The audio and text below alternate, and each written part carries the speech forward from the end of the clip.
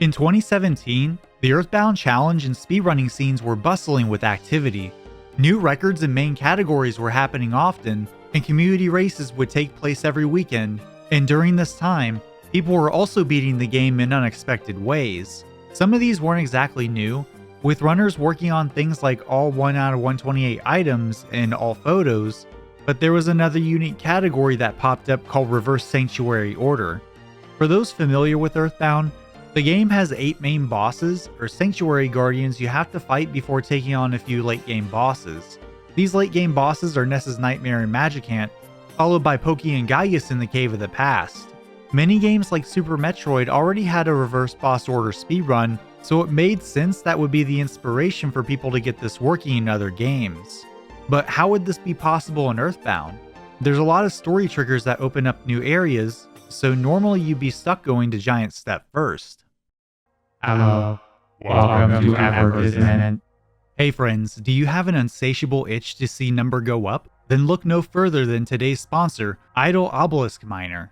Idle Obelisk Miner is a free-to-play idle mining game where you click rocks to mine them, turn the ores into bars, and use them for upgrades to do it again, and again, and again, all before taking down the game's bosses, obelisks. Which sounds simple, but this game is ridiculously deep.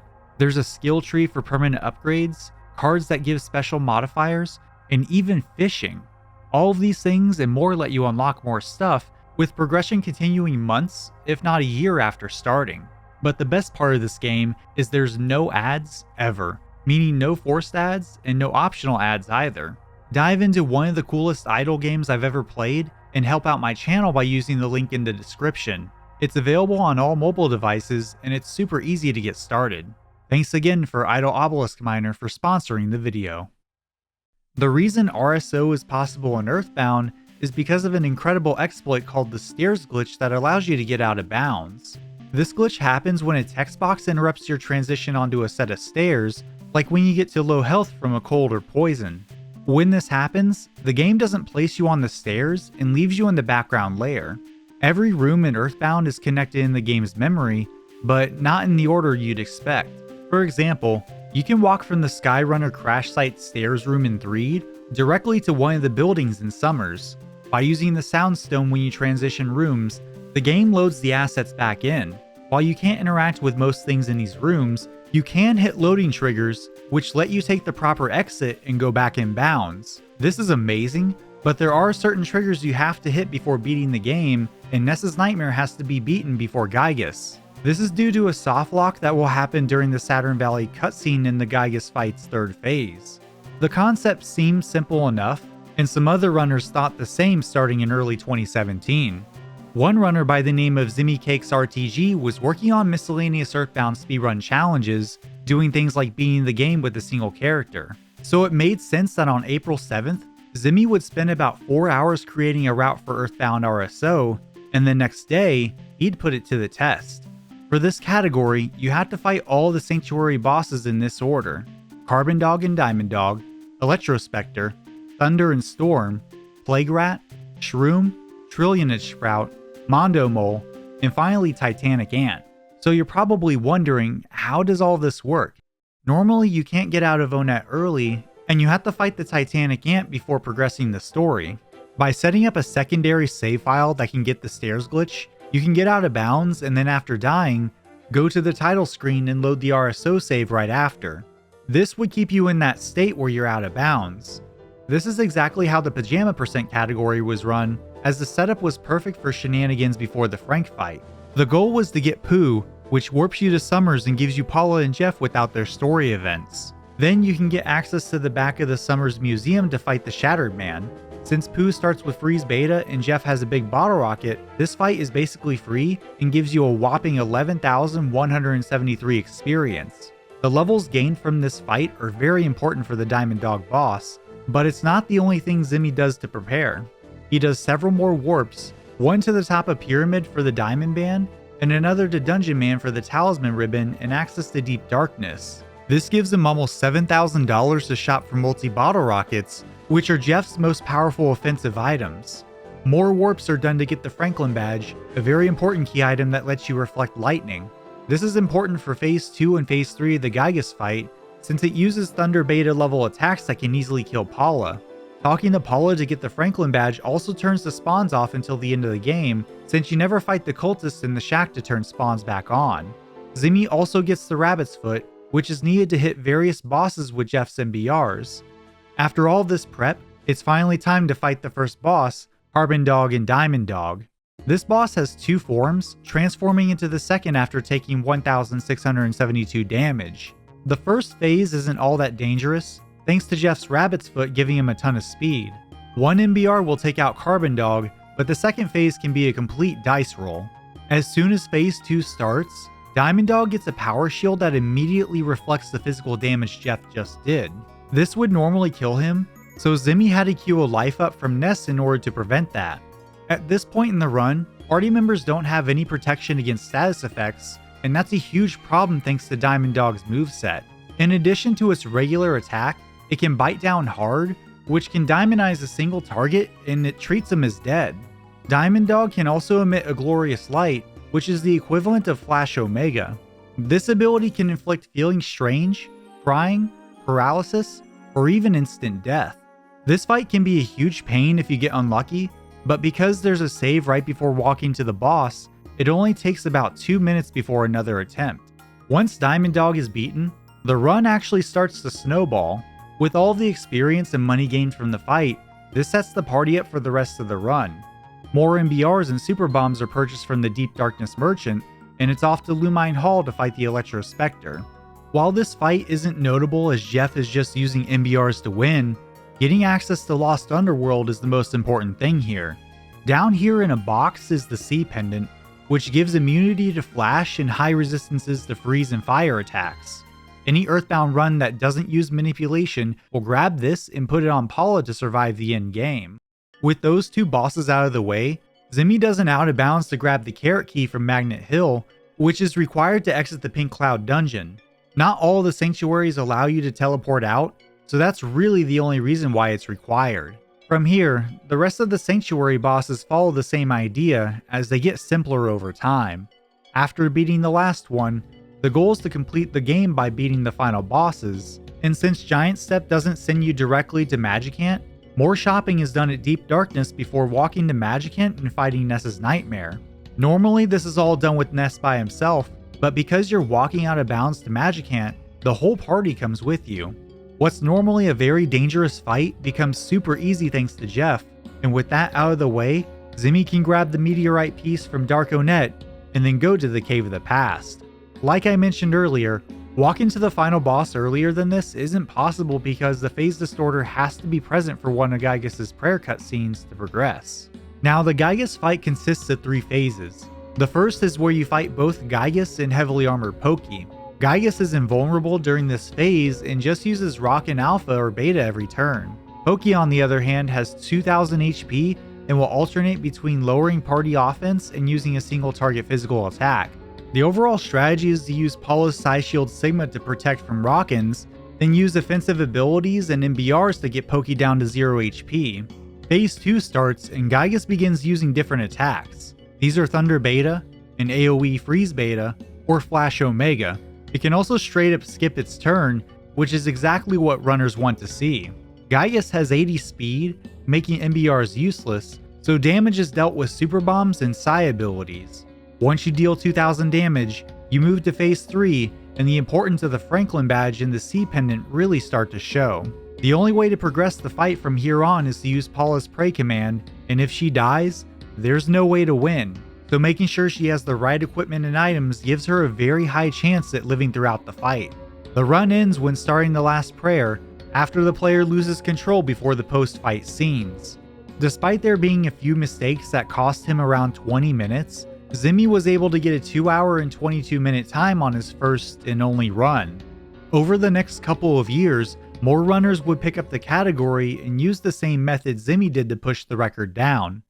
Pink Panther was another runner who took on weird categories and would get the run down to a 139.24 with a few big optimizations to Zimmy's route. This madman also did runs on emulator with a keyboard, a crazy feat to say the least. The main thing different about this run was his use of the exit mouse in various dungeons to save time. This item brings you back to the entrance of any dungeon you're in, and a lot of these brought Pink Panther back to the entrance of Tenda Village at Deep Darkness due to how he performed his out of bounds. This is used in Pink Cloud to bypass the need for the carrot key, removing an unneeded out of bounds section and saving several minutes. Not long after this, the run would be improved again thanks to another runner named Erythium1. He had a lot of experience with various EB runs and did a lot of the theory crafting with side categories. His motivation for RSO was that he wanted it and other categories to be represented on the leaderboards. Communities usually want several runs documented before creating a new category, just to know there's interest before overhauling the boards. Using this and the allure of competition as his motivation, he made some pretty big improvements to the routing. From finding better pathing in the out of bounds maps and overall better menuing throughout the run, on March 13th of 2018, he was able to get a 1:30:36 after just 4 runs of the category. And that's where things would stay for a time. Not long after this, a revolution would happen in EarthBound Speedrunning. The strategies used to get through Onet hadn't seen any changes over the last 3 years, but in September of 2018, veteran taster Pirohiko posted a video to their YouTube showing off how to bypass the barrier at the bottom of Onet. EarthBound has a sprite limit of 22, meaning 22 non-background sprites can be loaded in at a time. If another one tries to load in, the first sprite in memory unloads to make room for it. If done correctly, this can be used to unload a barrier sprite, allowing you to exit and skip the entirety of Onet. It wasn't long before runners like Oxwus and Daniel RGT could get this working in real time on actual hardware, and it would change almost every EarthBound speedrunning category. While this wasn't exactly faster for RSO, it did mean that there was potential for the run to be completed without a pre-made save. Using a pre-made save would later be known as New Game Plus, since it required a second pre-made file to perform. This meant that while those runs were valid in their own way, future runs needed to have save files only from the current run if they wanted to have a leaderboard. In early 2019, Erythium would work on updating the RSO run to use the barrier skip and save files created during that run. This took him a couple of months, but he eventually came up with something pretty clever. The overall goal would be the same, but you wouldn't just go to Dalam straight from the start of the game. The nearest stairs glitch would have to be done in Threed after getting Jeff. The any % category manip to get out of bounds in Threed was implemented to do this, since there's a save right before taking the Sky Runner to Threed. The route would skip Happy Happy Village by doing a cliff skip in Tucson, then skip most of the winners thanks to another cliff skip down into the left of the boarding house. A cliff skip is an exploit where there's walkable tiles diagonal from each other, but you're blocked by unwalkable tiles. You can align your subpixels to a point where you're able to squeeze through an unwalkable tile. From Threed, runners would go to Summers and use a stairs glitch there to reach Dalam, and the route ends up being almost a 1-for-1 with the old one. On July 27th of 2019, Erythium got a 2:01:10 using the new route. There were some mistakes, but him completing a run showed that others could follow in his footsteps. While this wasn't a popular category that a lot of people ran, it still drew in the attention of some of the game's more prominent runners. One of them was Classic James. James is a top-tier EarthBound runner in several categories, but he's mostly known for his work in all photos, which requires you to get all the Fuzzy Pickles photos before reaching the credits. James had just gotten the any % record on December 5th of 2019 and wanted to work on another category instead of pushing that record down.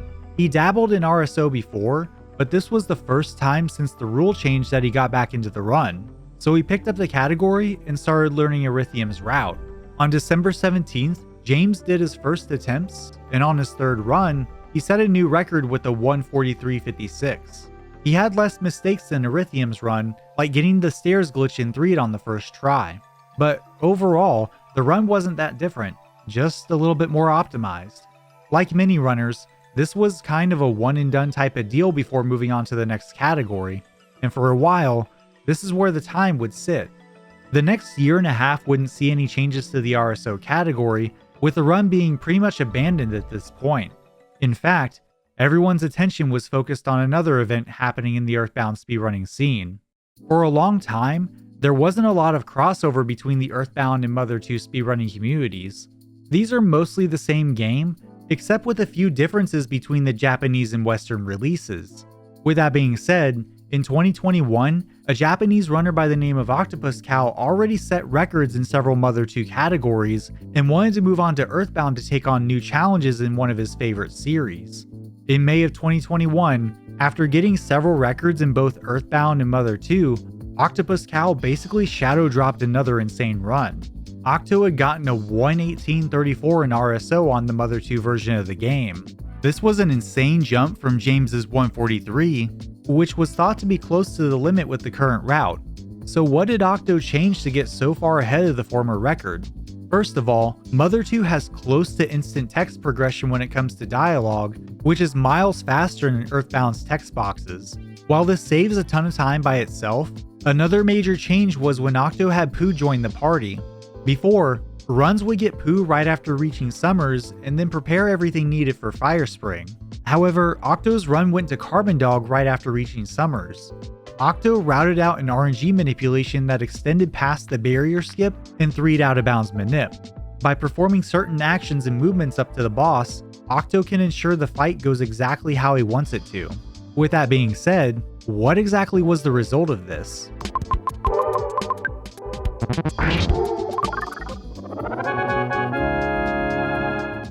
Remember how Diamond Dog has that bite down heart attack that can diamondize someone? Well, if you pray with Paula and get the outcome that makes everyone feel strange, the boss can attack itself.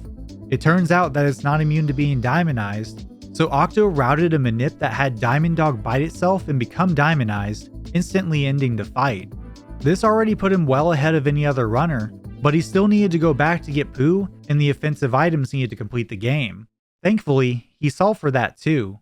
By death warping from an enemy in Fire Spring and warping back to Summers, he does an out of bounds after to reach Deep Darkness, grabbing offensive items from the merchant, and then does another out of bounds to grab Pooh from the Master Barf fight.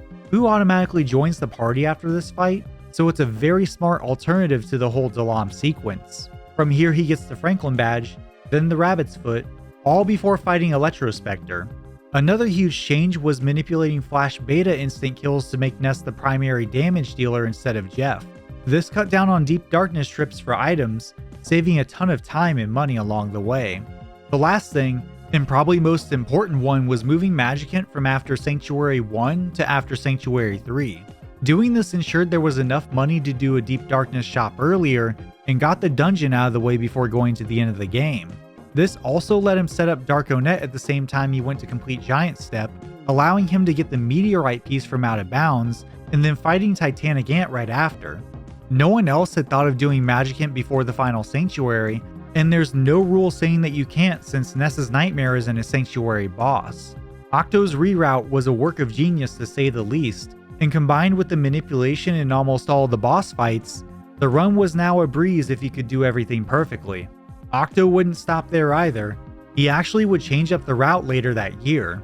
Most of the time save would come from faster fights and removing a Lost Underworld trip that made reaching Magnet Hill much faster. He even got the Shroom instant kill manip first try, with this landing him a 1:11:41 on October 1st of 2021. He'd also improved this on the 24th with a 1:11:09. Octo would move on to other categories after this, eventually getting a full record sweep of both the EarthBound and Mother 2 leaderboards, a feat that deserves its own documentary due to how incredible it is. He wouldn't come back to the RSO category until October of 2025, and with his return, he had a new route cooked up. Most of the run was the same, but a big change was removing any need for the Franklin badge. This bypassed the detour to the shack in Happy Happy where Paulo was being held, saving a couple of minutes. This leads up to where the record is today, with Octo pushing down the RSO time to an incredible 1:07:53, over 36 minutes ahead of where James was at 7 years earlier. Reverse Sanctuary Order wasn't a popular category or anything like that, but it was another way for runners to play their favorite game. When the main categories felt like a grind, the what ifs started to come out, and that's when runs like these are born. Coming up with weird and unique ways to beat EarthBound is 100% on brand for what the game actually is, and honestly, this won't be the last time I talk about one of these runs. If you all enjoyed the video, dropping a sub would really help me out as I'm trying to hit my goal of 100,000 subscribers by the end of the year. It also lets you get notified of new uploads, and it's a free way to support the channel. With that being said, stay hydrated folks, and thank you all so much for watching.